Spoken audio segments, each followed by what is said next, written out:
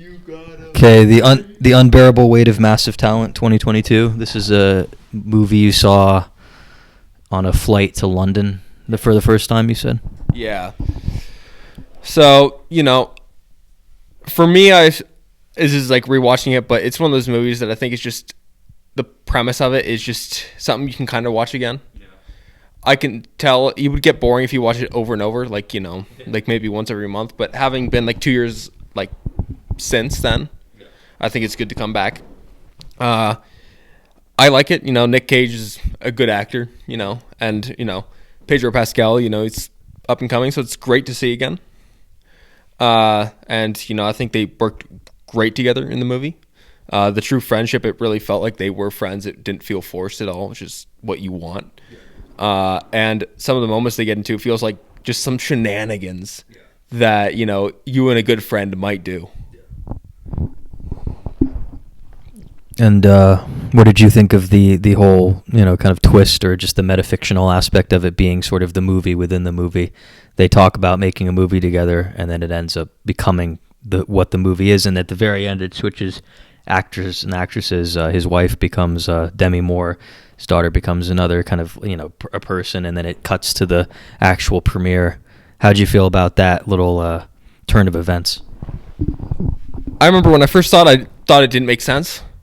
But, like when I thought about it afterwards watching it, because it's close to the end, it's like, it actually makes sense because, when you think about it, the whole premise of the movie is like, he meets this guy, they become good friends, and there's a kidnapping. And in the movie, they discuss about making a movie about these, basically kind of how they met. Yeah. And then Nick is like in a kind of psyop thing, and he's like trying to suggest a kidnapping into the movie, and eventually that does happen. So what they suggest in the movie, what Nick Cage suggests kind of for the movie, ends up happening for the movie. So it's interesting, but at the end, it's like when it transfers, like kind of the actresses for his daughter and his wife. Yeah. I think it's great because when it pans to the premiere, I think it's supposed to be like it literally changing to the premiere. So it goes from like what's actually happening to the premiere to the new actresses. Because obviously the whole time Nick Cage is playing Nick Cage, right. Even in the movie within the movie. Yeah. And I think it's pretty interesting now that I watch it again. I think it makes a lot of sense, and it really plays extremely well into the movie. But I feel like first-time watchers, they might, because it doesn't really show that it's changing, but it really requires some thought. So when you first see it, you're like, what the hell happened? Yeah. We were just watching, his daughter and his wife, and then suddenly it just changes. Right. What did you think about that?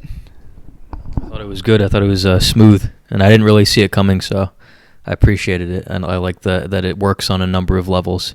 It reminds me of the movie Being John Malkovich, but actually funny. So I appreciated that. Yeah. What is your favorite Nicolas Cage movie of all time? I mean, I like. I liked when he played Ghost Rider, but my favorite's probably Leaving Las Vegas, and then the other one, Bringing Out the Dead.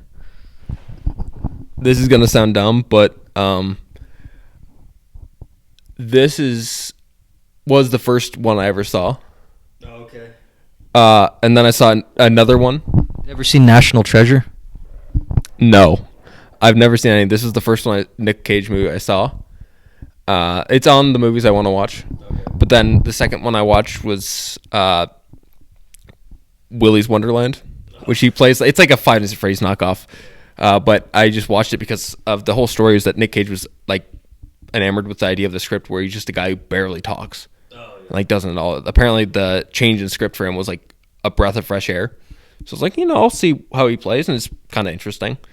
Yeah. But that was my second one. Those are the only two I've ever watched. Did you just watch that one because it's like based on Five Nights at Freddy's? No, I actually watched it because of what Nick Cage had said in the press release. He said it was a breath of fresh air. I'm like, okay, well, judging that I watched this first, I want to see what it's like, because he says that his character barely speaks. I'm like, okay, let's see, does that actually translate well in the movie? Let's take for the modern Doom games, the Doomslayer barely speaks, and it works for his character. So would it work for his? Right. And the fact that he's kind of destroying the animatronics, I guess it kind of works. And then for this movie, there was a pretty well used meme that came from it. It comes from when the meme is where you got Pedro Pascal or Javi, and then Nick Cage playing Nick Cage, in a car driving, and they're tripping on acid, and they both look at each other, and there's a song that goes with it. I don't remember the name, but the meme is funny because it came from this movie. Which, it's funny. If you watch it, you wouldn't expect it to come from this movie. But as soon as you are watching it and you see it come up, it's like one of those, moments where you're like, oh, there it is. And so it was kind of funny the first time I watched it. Do you know our friend Josh? That book he's writing, that autistic book that he's writing? But where it's like the main character in that talks to himself in his own mind. Yeah. That's basically what happens with the fucking evil Nick Cage in this. I wonder if he would see that comparison. What did you think of that? The duology between the regular Nick Cage, who's wants to be a family man, wants to spend more time with his kid and his wife, and then the one that wants to just be famous and go as make his career as influential as possible.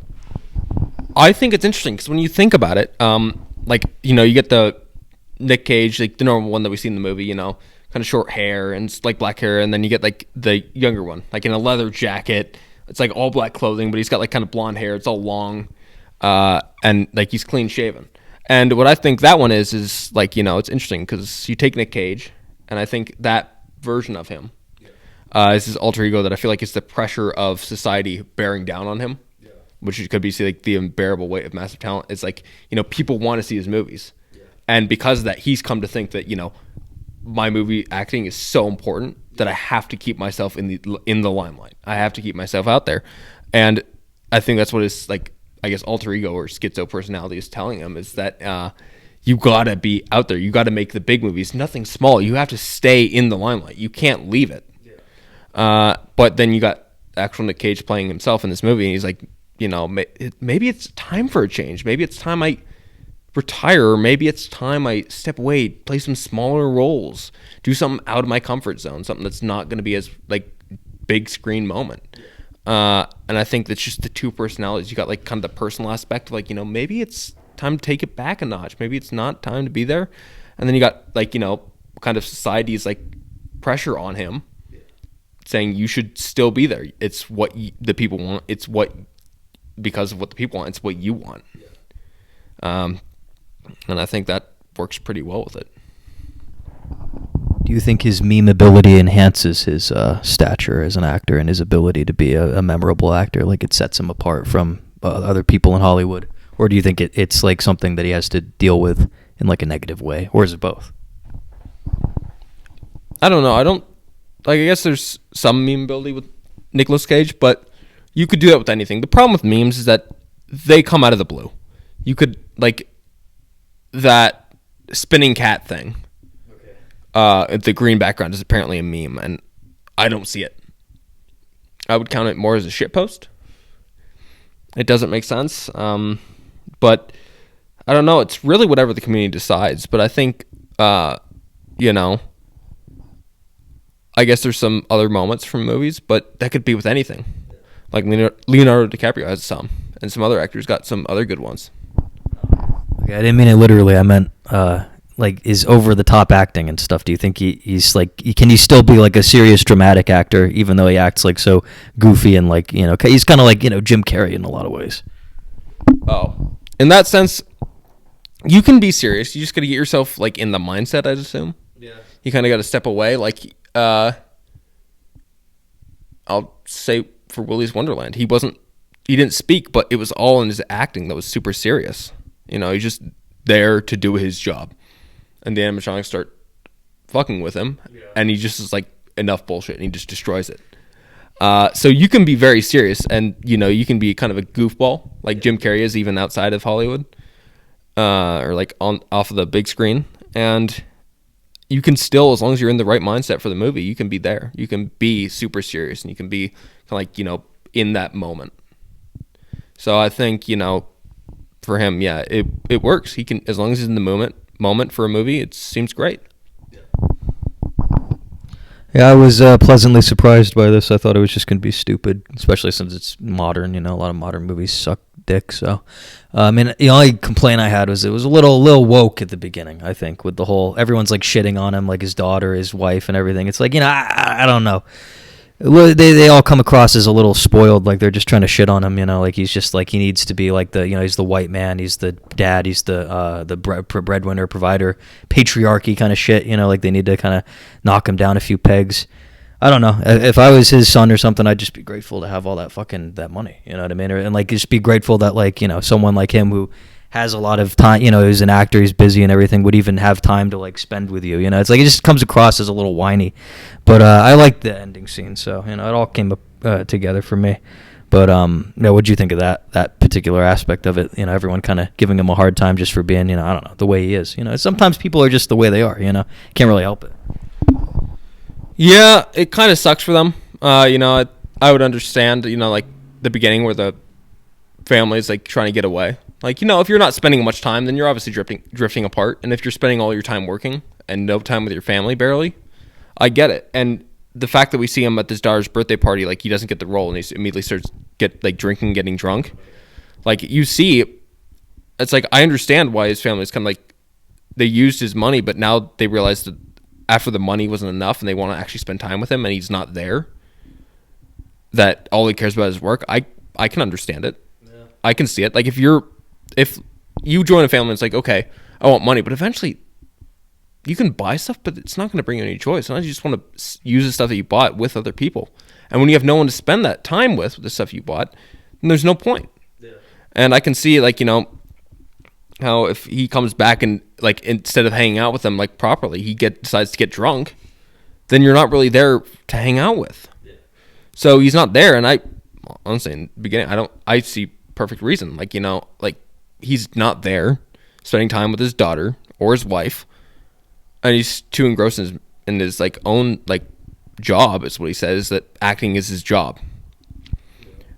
And since his wife was divorcing him, I see it as a valid reason. If you're not spending time with anyone, I guess. People drift apart because of that. What would you give it out of 10? I'd probably give it a 7. Yeah, I don't know, like, it's one of those movies that you can kind of relax to, but there's moments where it, like, picks you up, and it's like, there's action at the end, but there's some funny stuff in the middle of it, which I think is pretty good. Yeah. I'd give it a 7.5. Okay.